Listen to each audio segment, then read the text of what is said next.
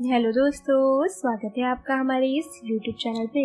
दोस्तों, कहानी को शुरू करने से पहले एक जरूरी बात, अगर आपने चैनल को सब्सक्राइब नहीं किया है तो पहले आप जल्दी से चैनल को सब्सक्राइब कर दीजिए ताकि आपको हमारी आने वाली नई नई कहानियों की जो नोटिफिकेशन है वो आपको सबसे पहले मिलती रहे। तो चलिए दोस्तों, बढ़ते हैं हमारी आज की कहानी की तरफ। हमें उम्मीद है कि आपको हमारी ये कहानी जरूर पसंद आएगी। उस तूफानी रात में घर पहुंचना बहुत मुश्किल लग रहा था। बारिश इतनी तेज थी कि कुछ दिखाई भी नहीं दे रहा था और अंधेरा छाया हुआ था। अनिल को कैसे भी करके अपने घर पहुंचना था क्योंकि सुबह की मीटिंग से पहले उसे प्रेजेंटेशन कंप्लीट करनी थी, वरना उसे नौकरी से निकाल दिया जाएगा। वो सोच रहा था कि अब मुझे रात भर बैठकर प्रेजेंटेशन बनानी पड़ेगी। मैं इस नौकरी को हाथ से नहीं जाने दे सकता। अनिल तूफान के कारण बीच पे ही फंस गया। कुछ वक्त बाद जैसे तैसे वो अपने घर पहुंचा। घर पहुंचते ही उसने देखा कि प्रिया उसका इंतजार कर रही थी। अनिल को देखते ही प्रिया के चेहरे पर एक सुकून भरी मुस्कुराहट आई और उसने पूछा कि आप ठीक तो है ना? बाहर इतना तेज तूफान था, मुझे आपकी बहुत चिंता हो रही थी। अनिल ने कहा कि तुम अभी तक जाग रही हो, तुम्हारी तबीयत खराब है, ऐसे में तुम्हें इतना लेट तक नहीं जागना चाहिए। तभी प्रिया ने जवाब दिया कि मेरा पति ऐसी तूफानी रात में जब तक घर न आ जाए मुझे नींद कैसे आ सकती है। अब आप आ गए हैं तो मैं आराम से सो सकती हूँ। अनिल अपनी पत्नी का ये रिश्ता भा रहा था। प्रिया की बात पर वो मुस्कुरा दिया और सोचने लगा कि बहुत ज्यादा प्यार करती है ये मुझसे। प्रिया जाकर अपने कमरे में सो गई। मीर ज्यादा नहीं थे, वो लोग मिडिल क्लास के ही थे। अनिल भी जल्दी से खाना खाकर प्रेजेंटेशन बनाने बैठ गया। इतने में अनिल का फोन बजा। इतनी रात गए, किसका फोन होगा? अनिल ने सोचा। फोन पर प्रिया की माँ का नाम आता देख अनिल घबरा गया कि कहीं कोई अनहोनी तो नहीं हो गई। अनिल ने फोन उठाया और प्रिया की माँ की बात सुनकर अनिल परेशान हो गया। वो बहुत बड़ी दुविधा में फंस गया क्योंकि अब एक तरफ उसकी नौकरी थी और दूसरी तरफ थी उसकी साली नगीता, जो ऐसी तूफानी रात में घर पर अकेली थी। प्रिया के माता पिता को अपने ही एक रिश्तेदार की अचानक तबीयत खराब होने के कारण उनके पास जाना पड़ा था। इसी वजह से गीता घर में अकेली थी। उसके पास इतना वक्त भी नहीं था कि वो नगीता को प्रिया के घर छोड़ सके।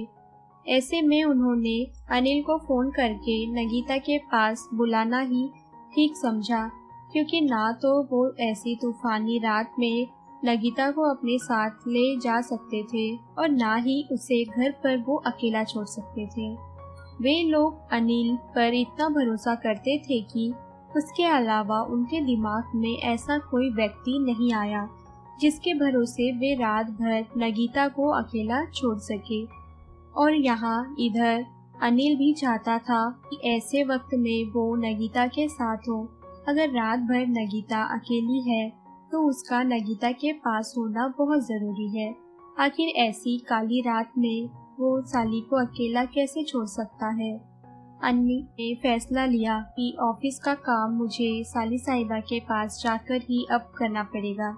अगर काम ना भी हुआ तो कल कोई ना कोई बहाना देकर बॉस को समझाना ही पड़ेगा।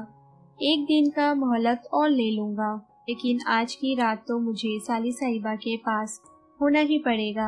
जिस व्यक्ति को कुछ देर पहले अपने घर पहुंचने के लिए भी इतनी मेहनत लगी थी, वो अपनी साली के लिए दोबारा उसी तूफान में जाने के लिए भी तैयार हो गया था। अपनी नौकरी को भी दांव पर लगाकर जा रहा था वो, क्योंकि उसकी साली घर में अकेली थी। अनिल अपने कमरे में गया और देखा कि प्रिया सो रही थी। उसने प्रिया को कुछ न बताना ही ठीक समझा। तूफान अभी थमा नहीं था। अनिल जानता था कि वो दोबारा इस तूफान में अटक भी सकता है, लेकिन उसके दिमाग में सिर्फ नगीता चल रही थी। नगीता के पास होना उसे किसी भी दूसरे काम से कई गुना ज्यादा जरूरी लग रहा था।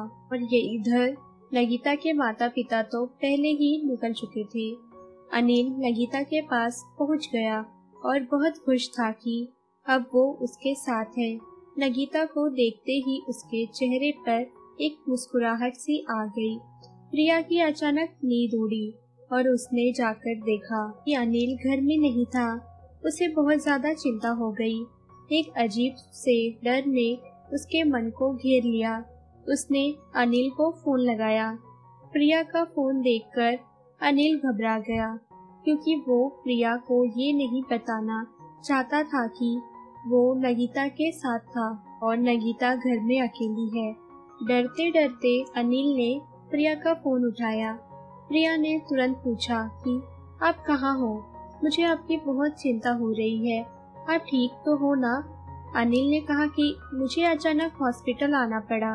मेरा एक दोस्त यहाँ एडमिट है। तुम चिंता मत करो, तुम सो जाओ, सब कुछ ठीक है, तुम जाओ अपने कमरे में सो जाओ। इतना बोलकर अनिल ने फोन रख दिया। अभी भी प्रिया के मन को तसल्ली नहीं हुई थी। उसे लग रहा था कि जरूर अनिल उससे कुछ तो छुपा रहा है और उससे झूठ बोल रहा है। अनिल प्रिया को बहुत अच्छे से जानता था कि उसे पता था कि अब वो सारी रात सोएगी नहीं। इतने में अनिल को नगीता के रोने की आवाज आई। वो दौड़ता हुआ नगीता के पास गया और उससे पूछा कि क्या हुआ नगीता, तुम रो क्यों रही हो? घबराई हुई नगीता अनिल को बोली कि मुझे बिजली से बहुत डर लगता है, मुझे अकेले रहना अच्छा नहीं लगता।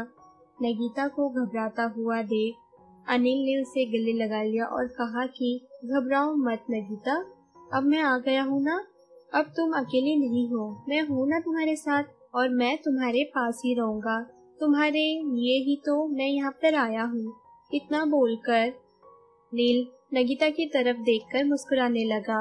उसने नगीता से पूछा कि अब बताओ तुम क्या खाओगी? डरी सहमी नगीता ने अनिल की बात का कोई भी जवाब नहीं दिया।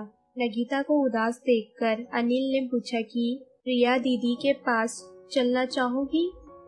12 साल की मासूम बच्ची अपनी बड़ी बहन का नाम सुनकर उत्सुकता से उछल पड़ी। उसने कहा कि मुझे मेरी प्रिया दीदी के पास जाना है। अनिल ने भी सोचा कि नगीता को प्रिया के पास ही ले जाता हूँ।